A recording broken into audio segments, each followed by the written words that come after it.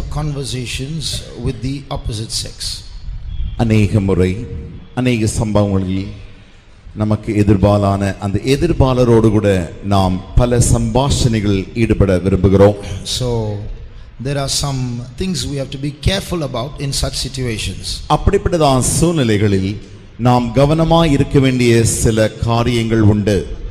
So I would just like to give you some guidelines and some boundaries that we have to live in such situations. அப்படிப்பட்டதான சூழ்நிலையில் நாம் எப்படி வாழ வேண்டும் என்பதை குறித்ததான நெறிமுறைகளையும் எல்லைகளையும் குறித்து நான் உங்களோடு கூட சொல்ல விரும்புகிறேன். We may know some of these things already.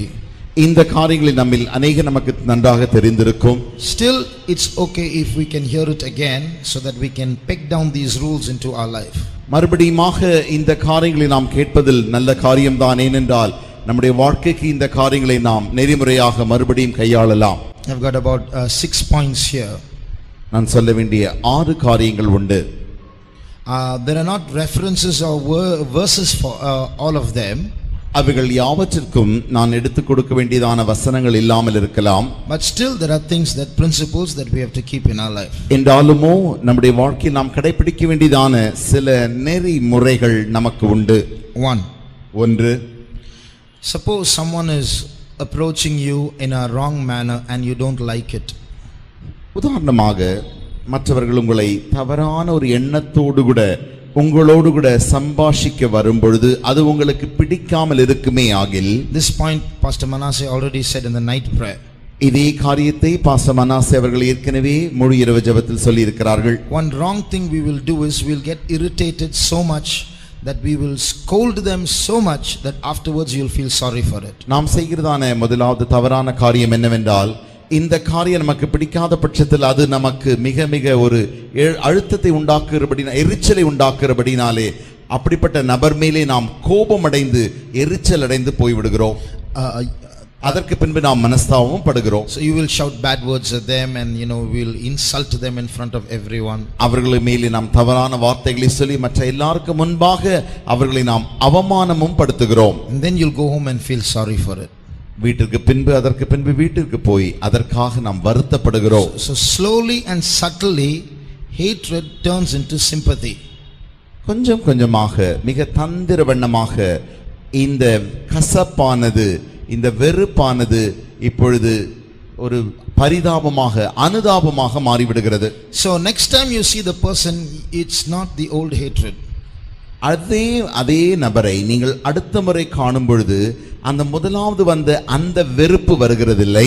You'll feel bad for how you behaved last time. கடந்த முறை இந்த நபரோடு கூட நான் எப்படி இந்த காரியத்தை சந்தித்தேன் என்பதை யோசித்து அதற்காக நாம் வருத்தப்படுகிறோம். And that will be the beginning of a wrong relationship.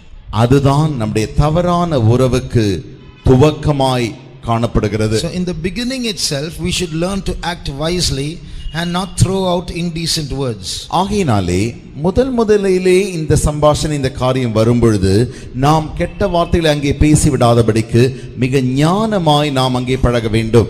And the second thing that we should understand is sometimes human sympathy is dangerous. நாம் அறிந்து கொள்ள வேண்டிய இரண்டாவது காரியம் என்னவென்றால், சில நேரங்களில் சுய அனுதாபமானது மிக மிக ஆபத்தானதாய் இருக்கிறது. Sometimes our human sympathy மனுஷர்கள் மேல் பாராட்டுகிறதான அனுதாபம். See, this human sympathy sometimes is bigger than God's sympathy. சில நேரங்களில் நாம் மனுஷர் மேல் பாராட்டுகிறதான இந்த மனுஷ அனுதாபமானது தேவன் மேல் இருக்கிற அனுதாபத்தை காட்டிலும் பெரிதானது போல காணப்படும். தேவனுக்கு இருக்கிற அனுதாபத்தை காட்டிலும் பெரிதானதை போல அது காணப்படும். So when God will say stay away, you will feel like apologizing. தேவன் இந்த காரியத்திலிருந்து தள்ளி இரு என்று நமக்கு சொல்லுவாரே ஆகில் அந்த சூழ்நிலையில் நாம் மிக ஒரு வருத்தப்படுகிறது போல காணப்படும். So we have to be very careful that we don't get more sympathetic than God. ஆகினாலே தேவனை காட்டிலும் அதிக அனுதாபம் உள்ளவர்களாக நாம் இருந்துவிட வேண்டும் என்பதை குறித்த அந்த காரியத்திலே நமக்கு கவனமாக இருக்க வேண்டும். Have you come across those situations in your life where you will say, I will send just one SMS and it is not one SMS? உங்களுடைய வாழ்க்கையிலே இப்படி ஏற்கனவே இப்படிப்பட்ட எடுத்துக்காட்டுகள் வந்திருக்கலாம். ஒரே ஒரு துரித செய்தியை மாத்திரம் நான் அனுப்பிவிட்டு நிறுத்தி விடுகிறேன் என்று நாம் நினைப்போம். ஆனால் ஒரு துரித செய்தியோடு மாத்திரமல்ல, it's one more and one more and one more. இன்னும் ஒன்று, இன்னும் ஒன்று, இன்னும் ஒன்று. Because what comes back to you works your emotions and makes you reply one more time. ஏனென்றால் என்ன செய்தி உங்களுக்கு திரும்பி வருகிறதோ அது உங்களை எழுச்சியூட்டி மறுபடியுமாக இன்னொரு பதிலை அது அனுப்ப தூண்ட செய்கிறது. If you turn to 2 Corinthians chapter 7, இரண்டாம் கொரிந்தியர் 7ஆம் அதிகாரத்துடைய வேதத்தை திருப்புவீர்களே ஆகில் and read verse 10. 10ஆம் வசனத்தை வாசியுங்கள். தேவனுக்கேற்ற துக்கம் பின்பு மனஸ்தாபப்படுகிறதற்கு இடமில்லாமல் ரட்சிப்புக்கு ஏதுவான மனம் திரும்புதலை உண்டாக்குகிறது. லௌகீக துக்கமோ. See, read that first line again. தேவனுக்கேற்ற துக்கம். தேவனுக்கேற்ற துக்கம் பின்பு மனஸ்தாபப்படுகிறதற்கு இடமில்லாமல். What does that mean? அதனுடைய அர்த்தம் என்ன?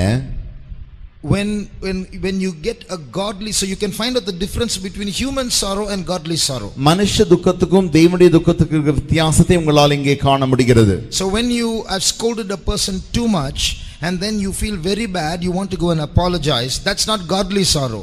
நீங்கள் ஒரு மனிதரை நன்றாக அதிகமாக திட்டிவிட்டு அதற்கு பின்பு நீங்கள் துக்கப்பட்டு அவரிடத்தில் போய் மன்னிப்பு கேட்க போகும்பொழுது அது அல்ல தேவனுடைய துக்கம். Now I'm speaking about the interaction between opposite sexes. எதிர்பாலரோடு கூட நாம் சம்பாஷிக்கிற சம்பாஷணை குறித்து நான் உங்களோடு கூட பேசிக் கொண்டிருக்கிறேன். Not about normal fights. சாதாரணமாய் வருகிற சண்டை குறித்து அல்ல.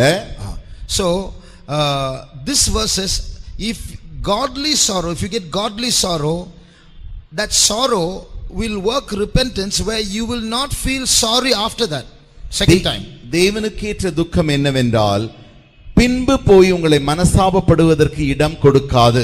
But this kind of sympathy, this sorrow will make you go and start a conversation, an apology, and it will give you a sorrow later on that you felt sorry.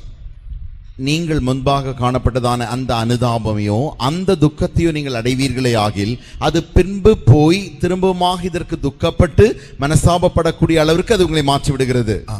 So godly sorrow will not make you feel sorry for sorrowing after that. தேவனுடைய துக்கமானது பின்பு ஒரு காலம் அதை குறித்து மனஸ்தாபப்பட இடம் கொடுக்காது. So check your sorrow, check your sympathies, is it godly or human? ஆகினாலே உங்களுக்கு இருக்கிற துக்கத்தையும் உங்களுக்கு இருக்கிறதான அந்த அனுதாபங்கள் யாவற்றையும் குறித்து நீங்கள் சோதித்து பாருங்கள், அது தேவனுக்கேற்ற துக்கமாய் இருக்கிறதா. So if you have made that foolish mistake of shouting too much, மதியீனமாக அதிகமாக நீங்கள் ஒருவேளை கத்தி விடுவீர்களே ஆகில், don't go and apologize, say sorry to Jesus and stay away. That's நீங்கள் திரும்பவுமாக போய் அந்த நபரிடத்திலே போய் மன்னிப்பு கேட்க வேண்டிய அவசியம் இல்லை. இயேசுவை நோக்கி இயேசுவே எனக்கு மன்னியும் என்று சொல்லுங்கள், அது போதும். Second thing, இரண்டாவது காரியம், there is a verse in the Bible which says, if you break the fence, the serpent will bite you. இங்கே இன்னொரு வசனத்தை நாம் வேதத்தில் வாசிக்கிறோம், நீங்கள் வேலியை தாண்டும் பொழுது சர்ப்பம் வந்து உங்களை பாம்பு உங்களை கடிக்கும். Ecclesiastes chapter 10, I think. பிரசங்கி 10ஆம் அதிகாரம் 8ஆம் வசனம். படுகுழியை வெட்டுகிறவன் அதிலே விழுவான், அடைப்பை பிடுங்குகிறவனை பாம்பு கடிக்கும். So if you break the hedge, a serpent will bite you. அடைப்பை பிடுங்குகிறவனை பாம்பு கடிக்கும். So that means you have to make fences when you're in your relationships. ஆகையினாலே நீங்கள் வைக்கிறதான உறவுகள் யாவற்றிலும் நீங்கள் வேலி அல்லது அடைப்பை வைக்க வேண்டும். Sometimes in these intersexual relationships, you will step into a relationship, you will say, I'm only going to speak spiritual things. இப்படி எதிர்பாலரோடு கூட நாம் பழகுகிறதான அந்த உறவுகளிலே நாம் என்ன சொல்லுவோம் என்றால், பேச மாத்திரமே நான் செய்வேன், I will speak only spiritual things. ஆவிக்குரிய காரியங்கள் மாத்திரமே நான் பேசுவேன். My friendship is only going to be spiritual. என்னுடைய அந்த சிநேகிதமானது ஆவிக்குரிய சிநேகிதமாக மாத்திரமே இருக்கும். So you will start by saying only spiritual things. நீங்கள் தொடக்கத்திலே ஆவிக்குரிய காரியங்களை தான் சொல்ல ஆரம்பிப்பீர்கள். But as you get more and more familiar, நீங்கள் இப்படி நன்றாக பழக விடும் பொழுது spiritual conversation will slowly become casual conversation. ஆவிக்குரிய சம்பாஷணைகள் என்ன நடக்கிறது என்றால் ஒரு சாதாரண சம்பாஷணைகளாக இப்பொழுது மாறி விடுகிறது. After some time it will become carnal conversation. கொஞ்ச காலத்திற்கு பின்பு இந்த சம்பாஷணைகள் இப்பொழுது மாம்சீகமான சம்பாஷணைகளாக மாறி விடுகிறது. After that it will become vulgar conversation. அதற்கு பின்பு இது ஆபாசமான சம்பாஷணைகளாக மாறி விடுகிறது. So you see, the fence is broken easily. ஆகையினால் இங்கே பாருங்கள், அடைப்பானது மிக சுலபமாக பிடுங்கப்படுகிறது. So it's better across sexes, don't even start spiritual conversation. ஆகையினாலே நீங்கள் எதிர்பாலரோடு கூட சம்பாஷணையை கூட ஆரம்பிக்காமல் இருப்பது நல்லதாகவே இருக்கும். Because if you do that, you will see that Jezebel is very strong even in those areas. ஏனென்றால் இந்த காரியத்தை குறித்து நீங்கள் மிக கவனமாக இருக்க வேண்டும். இப்படிப்பட்ட காரியங்களில் ஏசபேல் மிக மிக பலவானாய் இருக்கிறாள். So to prevent her from stepping even into spiritual areas, you have to keep your fences strong. அவளை இந்த ஆவிக்குரிய இந்த காரியங்களிலும் கூட அவள் நடைபடி எடுத்து வைத்து விடாதபடிக்கு இந்த காரியங்களில் நாம் அடைப்பை மிக மிக பலமாய் வைத்திருக்க வேண்டும். Because we can't trust ourselves. ஏனென்றால் நம்மால் நம்ப முடிகிறதில்லை. What will happen, when it will happen, we don't know. When it suddenly happens, we'll be out of control. என்ன நடக்க போகிறது, எப்பொழுது நடக்க போகிறது என்று நாம் அறியாமல் இருக்கிறோம். இப்படி காரியங்கள் நடைபெறும் பொழுது நமக்கு நம்மேலே கட்டுப்பாடு நமக்கு இல்லாமல் போய்விடுகிறது. So keep your fences strong in the beginning itself. ஆகினாலே உங்களுடைய வேலியை, உங்களுடைய அடைப்பை தொடக்கத்தில் தானே நீங்கள் மிக பலமாய் அடைத்து வைத்துக் கொள்ளுங்கள். Another thing, a third point to be careful about, under the same verse, break the fence and the serpent will bite you. இதே வசனத்தின் அடிப்படையில் அடைப்பை பிடுங்கிறவனை பாம்பு கடிக்கும் என்கிறதான அந்த வசனத்தின் இந்த மூன்றாவது அம்சம் என்னவென்றால், now God may have brought some brothers or sisters into your life as an elder brother, as a counselor, as a guide, as one who prays for you and so on. தேவனே சிலரை உங்களுக்கு ஒரு ஆலோசனை தரும்படியாக, உங்களுக்கு ஆவிக்குரிய விதத்தை உதவி செய்யும்படியாக, நடத்தும்படியாக தேவனே அனுமதித்து ஒரு மூத்த சகோதரனாக உங்களுக்கு தந்திருப்பார். It may be it will be a person across the sex, and it may be a believer who's a parent, or maybe a servant of God. அது எதிர்பாலராக இருக்கலாம், அது ஒருவேளை தேவனுடைய ஊழியக்காரராக இருக்கலாம், அல்லது நல்ல ஒரு தேவனுடைய விசுவாசியாக இருக்கலாம். And you feel that in your relationship, in your conversation, there's nothing wrong, there's nothing in my heart. நீங்கள் யோசிக்கலாம், அவர்களோடு கூட நான் வைக்கிற சம்பாஷணையில் ஒரு காரியம் தவறே இல்லை, என் இருதயத்திலும் எதுவும் தவறாக தோன்றவில்லை என்று நீங்கள் நினைக்கலாம். Even there, be very careful that you don't get dependent on that person. என்றாலுமோ அந்த நபரிடத்திலே ஆலோசனைக்காக போகிறீர்களே, அந்த நபரையே நீங்கள் சார்ந்து கொள்வதற்கு எச்சரிக்கையாக இருக்க வேண்டும். Because you may have been blessed by that brother or by that sister. அந்த சகோதரனாலே, அந்த குறிப்பிட்ட சகோதரியாலே நீங்கள் ஆசீர்வதிக்கப்பட்டிருக்கலாம். See that you don't reach a stage where you can't be without that person, that all that source of eternal life comes only through that person. என்ன நடக்கிறதுனால் அந்த நபரின் ஜீவன், பரிபூர்ண ஜீவனின் எல்லா ஊற்றும் அந்த நபரின் மூலமாகத்தான் வருகிறது என்கிறதான அந்த நிலைக்கு நீங்கள் போய்விடக் கூடாது. So that means when that person goes, you're gone, you're dead. அந்த அர்த்தம் என்னவென்றால், ஒருவேளை அந்த நபர் போய்விட்டால் நீங்களும் போய்விடுவீர்கள், மரித்தும் போய்விடுவீர்கள். So God will provide some people for your spiritual improvement, but see that you don't get dependent. தேவனே உங்களுடைய ஆவிக்குரிய வளர்ச்சிக்காக சில நபர்களை அவரே உங்களுக்கு தந்தருள்வார். ஆனால் அந்த நபரையே நீங்கள் முற்றிலுமாக சார்ந்து கொள்ளாமல் இருக்க வேண்டும். So a little later you might tend to get a little possessive about that person. கொஞ்ச காலங்களுக்கு பின்பு அந்த நபரை நீங்கள் மிகவும் சொந்தம் பாராட்ட, உரிமை பாராட்ட ஆரம்பிப்பீர்கள். And then it will get little by little that healthy relationship that existed in the beginning when God provided that person might go. அந்த தேவனே அந்த நபரை கொடுத்த பொழுது உங்களுக்கு தொடக்கத்தில் இருந்ததான அந்த சுகமான நல்ல உறவானது இப்பொழுது போய்விட ஆரம்பிக்கிறது. Once again I say, when I told in the first time, it's not something that we chose. Symptoms and situations will say that God brought that person into your life. மறுபடியுமாக நான் சொல்ல விரும்புகிறேன், நாம் இந்த காரியங்கள் அடைகுழிகளினாலே, அடையாளங்களினாலே அந்த நபரை நாம் தெரிந்து கொள்வது அல்ல, தேவனே நமக்காக சில நபரை ஏற்படுத்தி தருவது. But if we are not careful in preserving the healthiness of that relationship, God will bring about a situation where that bond is broken. அந்த அப்படிப்பட்டதான நபரோடு கூட வைக்கிறதான உறவானது நல்ல உறவாக இல்லாத பட்சத்தில் தேவனே அந்த உறவை உடைக்கும்படியான சூழ்நிலையை கொண்டு வருவார். What will happen? என்ன நடக்கும் என்றால், God's grace that was keeping both of you together in a healthy, holy relationship will leave you, and you can either get too close in the wrong sense, or you can end up fighting with each other. தேவனே அந்த உறவை உங்களுக்கு கொண்டு வந்தாரே, நல்ல உறவு வைக்கும்படி. அந்த தேவனுடைய கிருபையானது போய்விடும் பொழுது என்ன நடக்கும் என்றால், ஒன்று, நீங்கள் முற்றிலுமாய் அந்த நபரோடு கூட மிக அதிகமான நெருக்கம் உண்டாகிவிடும், அல்லது முற்றிலுமாய் அவரை விட்டு நீங்கள் பிரிந்து போவீர்கள். You might start seeing some areas in the other person's life which you will say, I never thought of this, I never realized this person was like this, and you'll get so disappointed and dejected and depressed. அந்த நபரின் சில வாழ்க்கை பகுதிகளை உங்களுக்கு தெரிய வர ஆரம்பிக்கும். ஐயோ, இப்படிப்பட்ட வாழ்க்கையா இந்த நபருக்கு இருந்தது, இப்படி இருக்கும் என்று நான் நினைக்கவே இல்லை என்று நீங்கள் பார்த்துவிட்டு நீங்களே அதைரியப்பட்டு சோர்வுற்று போய் விடுவீர்கள். So don't allow that situation to come. In the beginning itself, place your fence properly and don't allow the serpent to bite you. அப்படிப்பட்டதான் சூழ்நிலையை நீங்கள் வரும்படி ஒரு காலம் நீங்கள் விடவே கூடாது. தொடக்கத்தில் தானே சர்ப்பம் வர பாம்பு வந்து கடிக்காதபடிக்கு நீங்கள் அடைப்பை வைத்திருக்க வேண்டும்.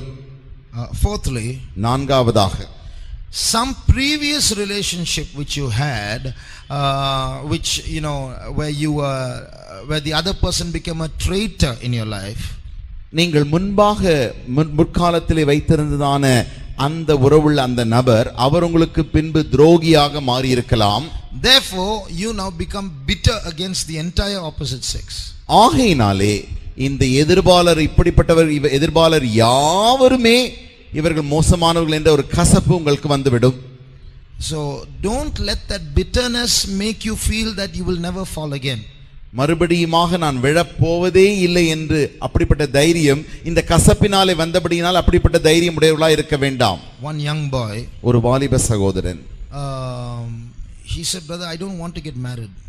பிரதர், எனக்கு ஒரு காலம் விவாகம் செய்ய விருப்பமில்லை. Because I know all these girls. பெண்களை குறித்து எனக்கு நன்றாக தெரியும். And he said, all the boys who are with me, they have their girlfriends and they switch on their speakers and they let me hear what that girl is talking on the other side. Brother, I can't hear the words they are talking. I can't imagine girls will talk such things. It's not one or two. I've heard so many girls speak such vulgar things. I hate girls now. சகோதரனே, எனக்கு இருக்கிறதான நண்பர்கள் வைத்திருக்கிற தொலைபேசிகளில் அவர்களுடைய அந்த சக மாணவிகள் அல்லது சிநேகித மாணவிகள் அவர்களோடு கூட பேசும் பொழுது அவர்களுடைய சிநேகிதிகள் பேசுகிற வார்த்தைகளை அவர் இப்பொழுது பெரிய அந்த ஸ்பீக்கர் போனிலே போட்டு கேட்க செய்கிறார். அப்படி அவர்கள் கேட்க செய்யும் பொழுது அவர்கள் பேச அந்த பெண்கள் யாவரும் பேசுகிற பாஷையை நீங்கள் கேட்டால் கேட்கவே முடியாது. அவ்வளவு ஆபாசமான வார்த்தைகளை அத்தனை பெண்களுமே பேசுகிறார்கள் என்று சொல்லிவிட்டார். Now the girls will be wondering, so if we speak to boys, they switch on the speaker, is it? இப்பொழுது பெண்களுக்கு ஒரு கேள்வி வந்து விடுகிறது. நாங்கள் பையன்களோடு பேசும் பொழுது அவர்கள் போனை உடனடியாக ஸ்பீக்கர் போனில் போட்டு விடுவார்களா என்ன? So how much of my conversation has other boys heard? எவ்வளவு என்னுடைய சம்பாஷணைகளை எல்லாம் இப்பொழுது மற்ற பையன்கள் கேட்டார்களோ இல்லையோ தெரியாது. So in the result, boys hate girls, girls hate boys. I never knew that boys will do like this. முடிவு என்ன? பெண்கள் பையன்களை வெறுக்க ஆரம்பிப்பார்கள், பையன்கள் பெண்களை வெறுக்க ஆரம்பிப்பார்கள். Bitterness is not your savior. Jesus is your savior. கசப்பு அல்ல உன்னுடைய இரட்சகர், இயேசுவே உன் இரட்சகராய் இருக்கிறார். So don't put your confidence in bitterness. If you think that, I hate boys, I hate girls after that. I have seen people who say that, who meet a trustworthy person from the opposite sex after a short time and all their hatred goes. நம்பிக்கையை நீங்கள் ஒரு காலம் கசப்பின் மேல் வைத்து விடக்கூடாது. எனக்கு பெண்களையே பிடிக்காது அல்லது எனக்கு பையன்களையே பிடிக்காது என்று சொல்கிறதான அப்படிப்பட்ட அநேக வாலிபர்கள் எனக்கு தெரியும். பின்பு அவருடைய வாழ்க்கையில் அதே நபர்கள் எதிர்பாலரோடு கூட உறவு கொண்டு விட்டார்கள். They will meet a trustworthy person and they will get trapped there. அங்கே அவர்கள் நம்பிக்கைக்குரிய ஒரு நபரை சந்தித்து அங்கே அவர்கள் மாட்டிக்கொள்கிறார்கள். Till then you can't trust any girl, you can't trust any boy. They will shout that. But then somewhere Jezebel will come in again and all those rules will fall. So don't trust in your bitterness, trust in Jesus. ஆகையால் அவர்கள் எந்த பையனை நான் நம்ப முடியாது, எந்த பெண்ணை நம்ப முடியாது என்று சொல்லுகிற இவர்களே கடைசியில் ஒரு நம்பிக்கைக்குரிய ஒரு நபரின் மேலே அங்கே நம்பிக்கை கொள்ள ஆரம்பித்து விடுகிறார்கள். அங்கே இசபேல் வந்து விடுகிறாள். Fifthly, ஐந்தாவதாக, there are some who naturally are not inclined to the opposite sex. சிலர் இயற்கையாகவே எதிர்பாலரோடு கூட ஈர்க்கக்கூடிய அளவிற்கு இல்லாமல் இருக்கிறார்கள். there are people who have said that, and there are people who behave like that also. சிலர் இப்படி சொல்லி இருக்கிறார்கள், சிலர் இப்படியுமே அவருடைய பாவனை நடைமுறையும் காணப்படுகிறது.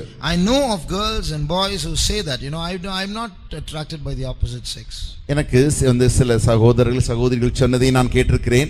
எதிர்பாலர்களால் என்னை ஏற்றுக்கொள்ளவே முடியாது என்கிறதான அப்படிப்பட்ட ஒரு வார்த்தை அவர்களே சொல்லி இருக்கிறார்கள். And they walk like that, they behave like that, they won't turn to the wrong side, they won't mix with people of the opposite sex, they are by themselves. அவருடைய நடத்தையை நீங்கள் பார்த்தால் அப்படித்தான் இருக்கும். அவர்கள் எதிர்பாலரோடு கூட அவர்கள் போய் பேசுகிறதில்லை, அவர்களை பார்க்கிறதும் இல்லை, அவர்களே தனிமையாக அப்படியே இருந்து கொண்டு இருப்பார்கள். Don't let that also be your confidence. அந்த காரியமும் அப்படிப்பட்ட காரியமும் உங்களுடைய நம்பிக்கையாக இருந்துவிட ஒரு காலம் இடம் கொடுக்க வேண்டாம். Because when someone comes into your life after that, your bond will be stronger than normal people who are naturally inclined to the opposite sex. ஏனென்றால் நீங்கள் அப்படி நடக்கிற பட்சத்தில் திடீரென்று ஒருவர் உங்களோடு கூட ஒரு சிநேகிதத்திற்காக உறவுக்காக வரும்பொழுது நீங்கள் அவரோடு கூட வைக்கிறதான அந்த உறவானது அவ்வளவு கடினமான நல்ல மிக மிக திடமான உறவாய் அது மாறிவிடுகிறது. அதை பிரிக்கவே யாராலும் முடியாமல் போய்விடுகிறது. It will be more than normal people who are in the weak category, who are inclined to the opposite sex. ஒரு சாதாரணமாக பலவீனமாய் மற்ற எதிர்பாலரால் ஈர்க்கப்படுகிறார்களே,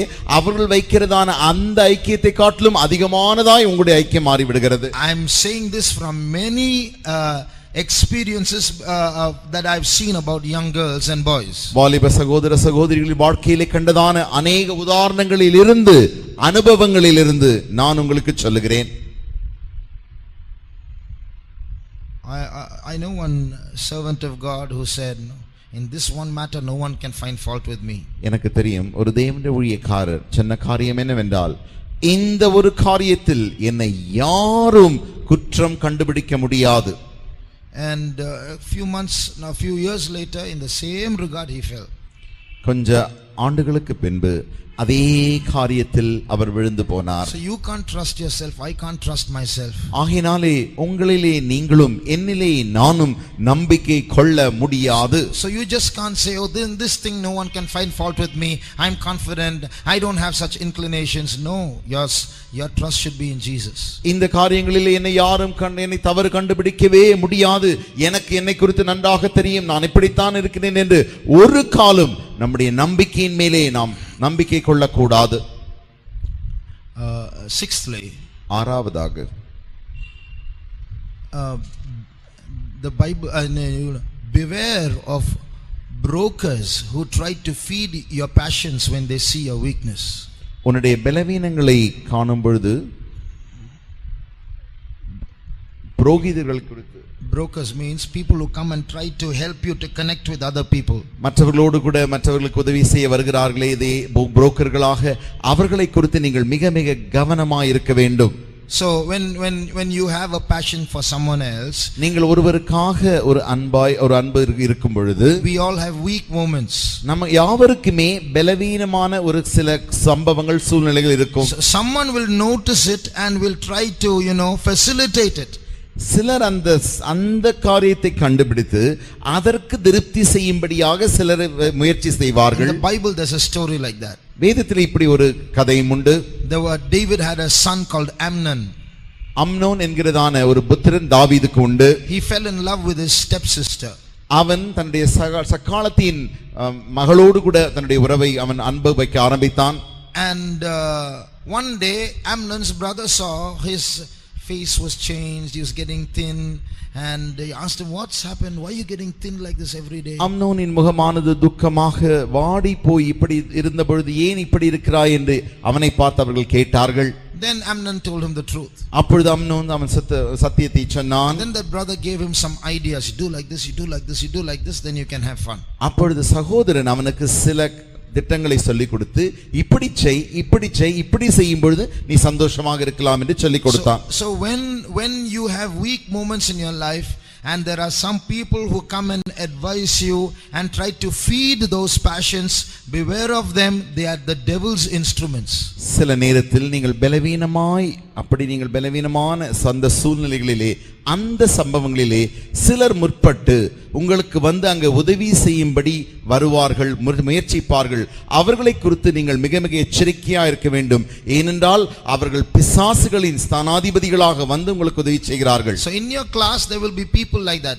People who take your news to others and people who take others' news and bring them to you. உன்னுடைய வகுப்பில் தானே அப்படி சிலர் இருப்பார்கள். உன்னிடத்திலிருந்து செய்தி வாங்கி அவனிடத்தில் கொடுப்பார்கள், அவனிடத்தில் செய்தி வாங்கி உன்னிடத்தில் கொடுப்பார்கள். Be very careful not to entertain those offers. அப்படிப்பட்டதான அவர்கள் கொடுக்கிறதான உதவிகளை நீங்கள் ஒரு காலம் ஏற்றுக்கொள்ளவே கூடாது. They flee from them, they are the devil's instruments. அவர்களை விட்டு நீங்கள் விலகி ஓடுங்கள். ஏனென்றால் அவர்கள் பிசாசுகளின் ஆயுதங்களாயிருக்கிறார்கள். There are plenty of these things going on all over the place, and there are plenty of girls and boys who are falling into these wrong relationships because of these brokers. இப்படிப்பட்டதான இந்த தவறான இந்த புரோக்கர்களின் நிமித்தமாக அநேக வாலிப சகோதர சகோதரிகள் தவறான உறவுகளிலே விழுந்து கொண்டே இருக்கிறார்கள். Thousands and thousands of lives are being broken and destroyed by this spirit. இப்படிப்பட்டதான ஆவியினாலே ஆயிரக்கணக்கானவர்கள் அவருடைய ஆவிகள் அழிந்து போய் கொண்டிருக்கிறது. Thousands of families are being broken because of this spirit. ஆயிரக்கணக்கான குடும்பங்கள் இந்த ஆவியினாலே உடைக்கப்பட்டு போய் இருக்கிறது. And these poor young boys and girls fall into these relationships and they can't disentangle themselves. இந்த ஏழை சகோதரர்களும் சகோதரிகளும் இந்த உறவிலே இப்படி விழுந்து விட்டபடியினாலே தங்களை அதிலிருந்து மீட்டுக்கொள்ள அவர்களால் முடியாமல் இருக்கிறது. They don't even have the mind to come out. They want to do what is wrong. என்ன அதிலிருந்து வெளியே வரக்கூட அவர்களுக்கு மனதில்லாமல் இருக்கிறது. அது தவறு என்னவோ அதையே செய்யவும் அவர்கள் விரும்புகிறார்கள். Shall we close our eyes? நாம் நம்முடைய கண்களை மூடுவோமா? God should give us the strength to stand on the side of the truth.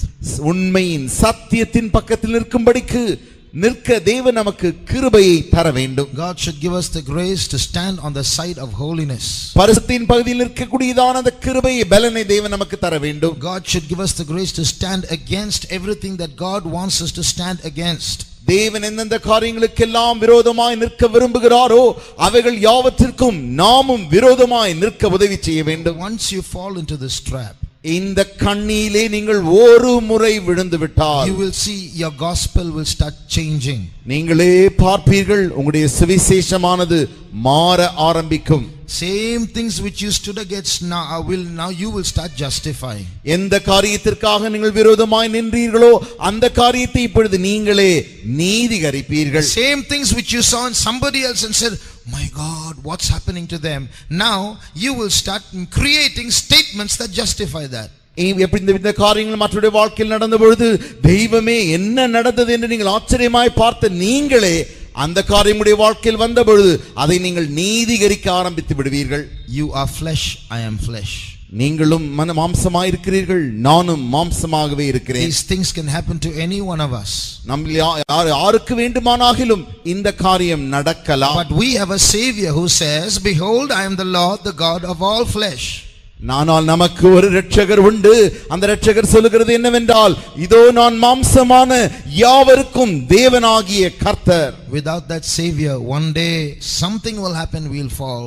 அந்த இரட்சகர் இல்லாமல் ஒரு நாள் ஏதாவது நடந்துவிடும், நாம் விழுந்து போய் விடுவோம். How many want to take that savior with you today? எத்தனை பேர் இந்த இரட்சகரை உங்களோடு கூட எடுத்து செல்ல விரும்புகிறீர்கள்? Jezebel is waiting in your office. உன்னுடைய வேலை ஸ்தலத்திலே எசேபேல் காத்து கொண்டிருக்கிறாள். Jezebel is waiting in your neighborhood. உன்னுடைய அருகாமையின் வீட்டின் அருகாமையிலே இந்த எசேபேல் காத்து கொண்டிருக்கிறாள். Jezebel is waiting in your college. உன்னுடைய கல்லூரியிலே இந்த எசேபேல் காத்து கொண்டிருக்கிறாள். You don't know who she is, but she's a very powerful woman.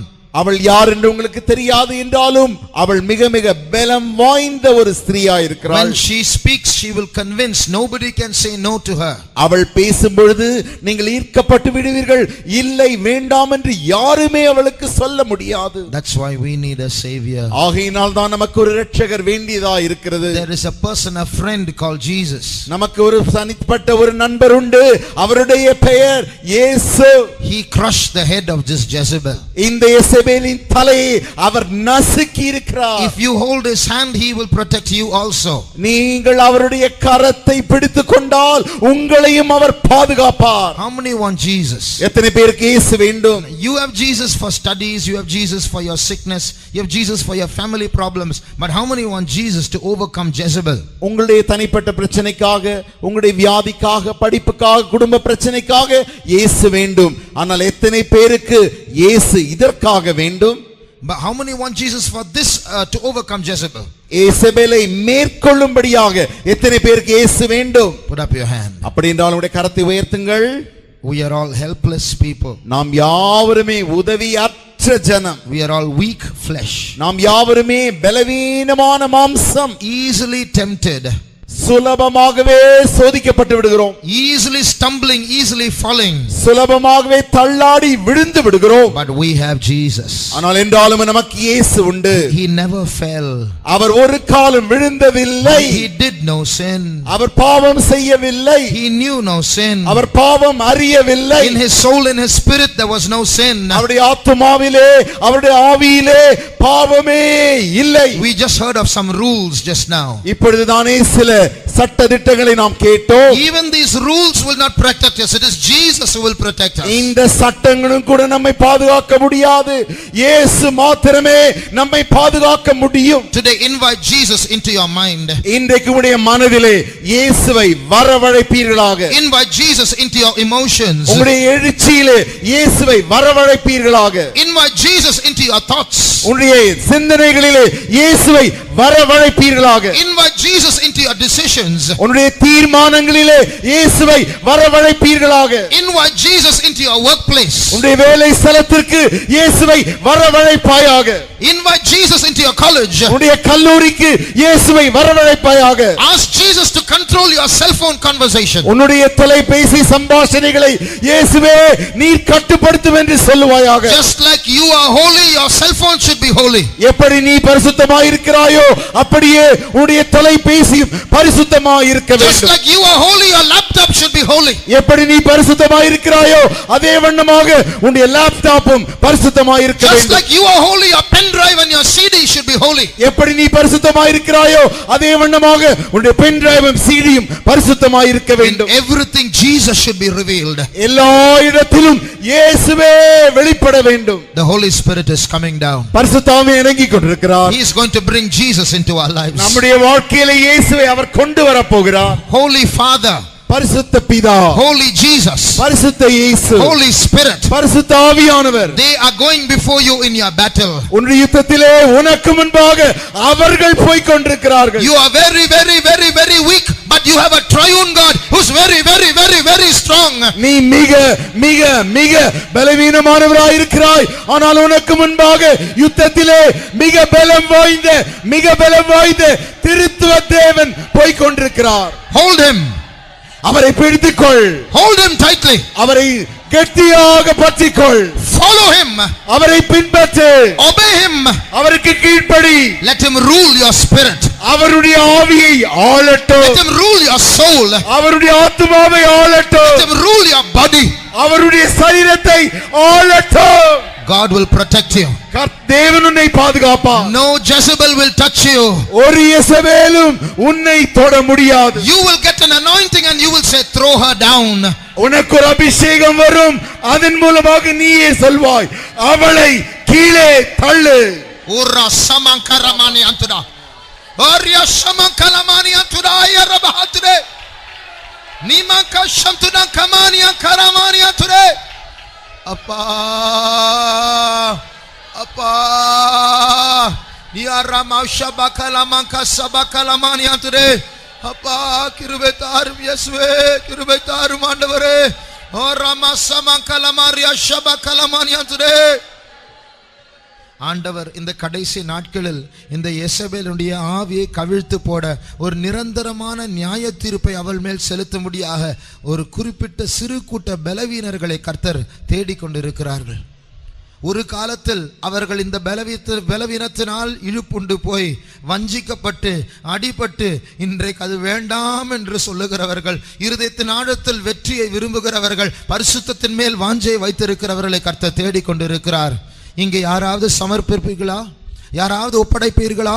ஆண்டவரே, எனக்கு அந்த பாவம் வேண்டாம், எனக்கு இயேசு மாத்திரம் போதும், நானும் இயேசுவை போல பரிசுத்தமா இருக்க வேண்டும் என்று இப்பொழுதே அந்த வல்லமையை பெற்றுக்கொண்டு, எசபேல் உங்களை காலேஜில் சந்திக்கும் போது, வேலை ஸ்தலத்தில் சந்திக்கும் போது, உங்களுடைய வீட்டு பக்கத்தில் சந்திக்கும் போது அவளை மிதிக்கக்கூடிய விதத்தில் இப்பொழுது கர்த்தர் பலத்தை தருவாராக.